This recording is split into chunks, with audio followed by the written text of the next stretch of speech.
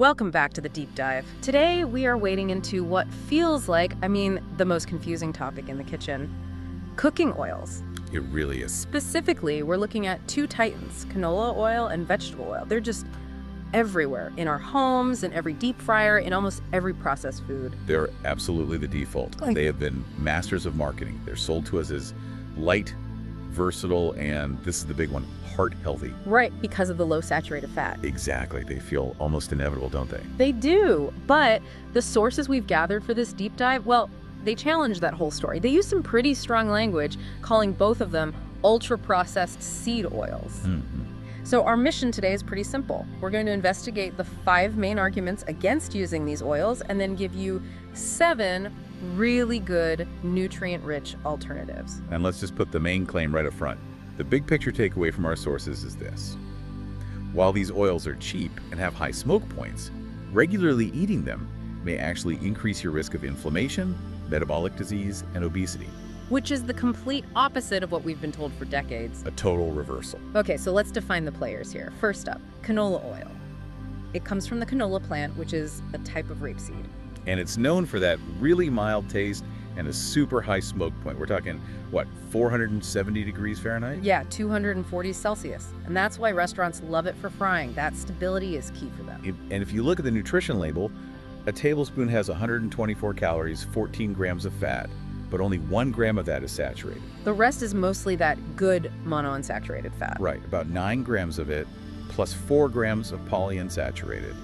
And that's the whole marketing angle, isn't it? It is. High monounsaturated, low saturated sounds perfect. But when you drill down, the research points out it has, basically no vitamins E or K. It's just purified fat. No nutritional complexity at all. Then you have vegetable oil. And that name is so vague, but in the US, it's almost always soybean oil. Or a blend, right? You'll see corn, sunflower, safflower oil mixed in. Exactly. And like canola, neutral flavor, high smoke point just a little lower at 460 Fahrenheit. So it's great for baking or dressings where you don't want the oil's flavor to come through. And nutritionally, they're almost identical. Same calories, same total fat. Vegetable oil has a little bit more saturated fat, maybe 1.9 grams. And then even less nutritional value, just a tiny bit of vitamin E. So they're basically interchangeable.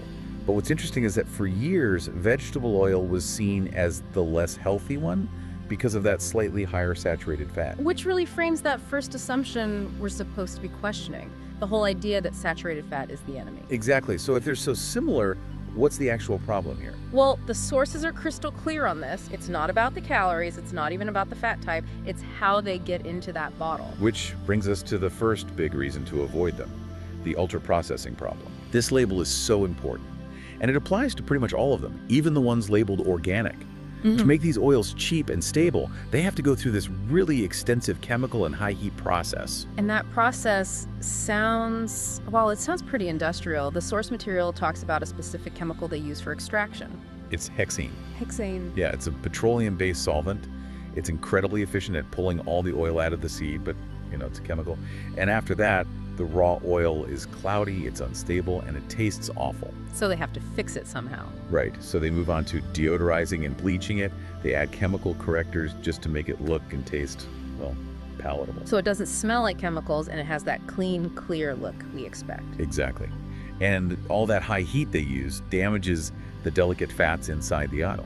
That's how you end up with harmful trans fats and other oxidized byproducts. Wow. So you're left with a product that's calorie dense, chemically extracted, and already damaged before you even cook with it. It sounds like a recipe for inflammation. Which leads right into reason number 2. Promoting chronic inflammation because of the omega ratio imbalance. Okay, this is a big one. It is. We need both omega-6 and omega-3 fatty acids. They're essential.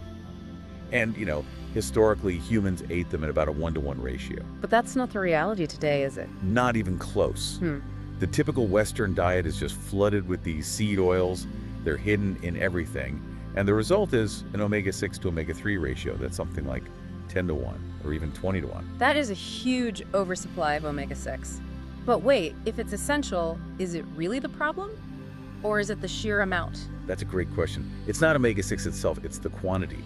See, your body converts omega-6 into something called arachidonic acid. Okay. And that acid is a precursor for pro-inflammatory compounds. You need that. Like if you sprain your ankle, you need inflammation to start healing. So a little is good, it's a healing signal. Right.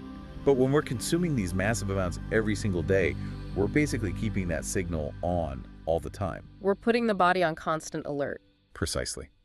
And that chronic, low-grade inflammation is linked directly to things like heart disease and metabolic issues. We've turned a healing signal into a persistent attack. That's a huge implication. And it brings us to reason number 3, which really challenges the bedrock of modern nutrition, challenging the heart-healthy label. This is where it gets really interesting. Canola oil is marketed this way because it's high in linoleic acid. That's a polyunsaturated fat and low in saturated fat. But the research we looked at tells a very different story. The source material just states flat out that there is no reliable evidence connecting saturated fat intake with a higher risk of heart disease. Right, which means the entire strategy of avoiding saturated fat and replacing it with these oils might be completely backward. And this is where we have to slow down, because one of our sources cited a study, I believe from the British Medical Journal, that looked at this exact substitution. It did, and the findings were frankly devastating to the conventional wisdom. What did it find? It suggested that substituting dietary linoleic acid in place of saturated fats actually increased the rates of death from all causes, coronary heart disease and cardiovascular disease. Wait, say that again? The thing we were told to do to save our hearts? May have actually increased the risk of dying. So for 50 years, we've been swapping butter for margarine, lard for vegetable oil, and this suggests that swap made things worse. It suggests that the problem wasn't the saturated fat you took out. It was the unstable, easily oxidized fat you put in its place. Linoleic acid. Exactly. It's highly susceptible to damage from heat and oxygen.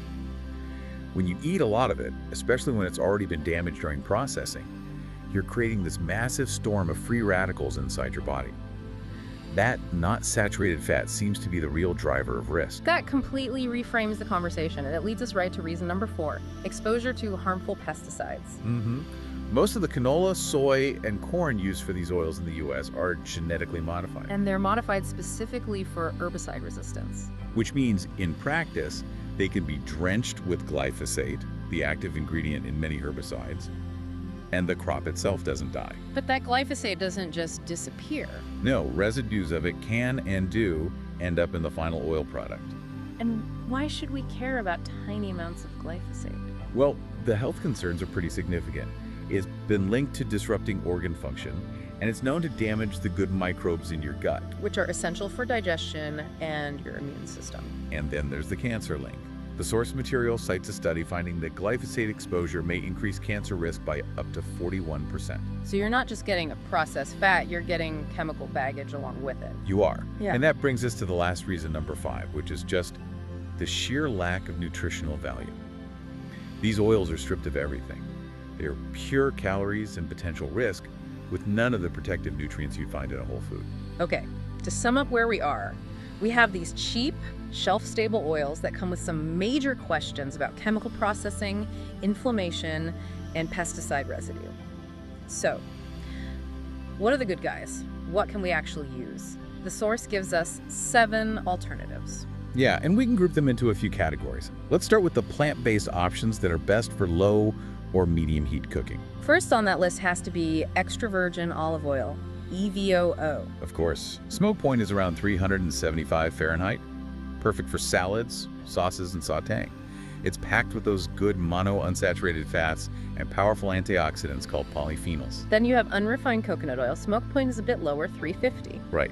And while it's a saturated fat, it contains lauric acid, which is known to help raise your HDL, the good cholesterol. It's great for baking or adding a subtle flavor to, say, island-inspired dishes. Okay, now for the big challenge. High heat cooking. This is why people grab canola.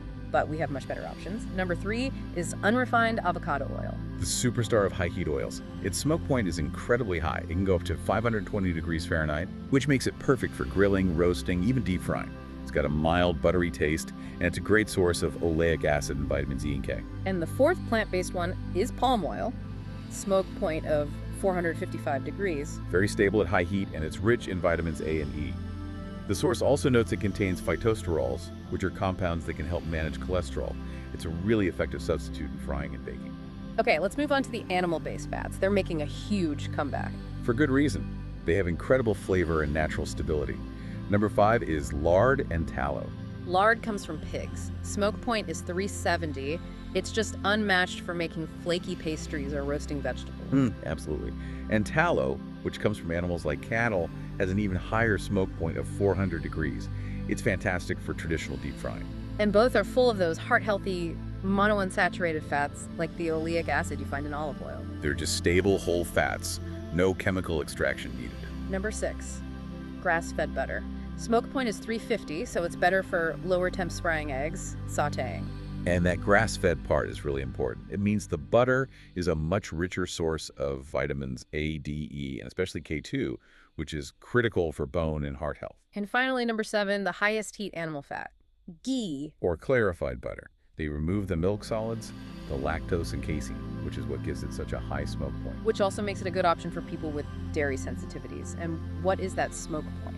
Ghee has a really impressive smoke point of 485 degrees, right up there with avocado oil. Plus, it has beneficial omega-3s and vitamins. It's incredibly versatile. So let's bring this all together for everyone listening. We started with canola versus vegetable oil. We found they are ultra-processed, high in that pro-inflammatory omega-6, and carry risks from chemicals and pesticides. The main takeaway is really that neither one is a great choice for your health. The better path is to explore these alternatives like avocado oil, ghee, or tallow, especially for high-heat cooking. Okay, and to leave you with one final thought, let's go back to that research from the British Medical Journal.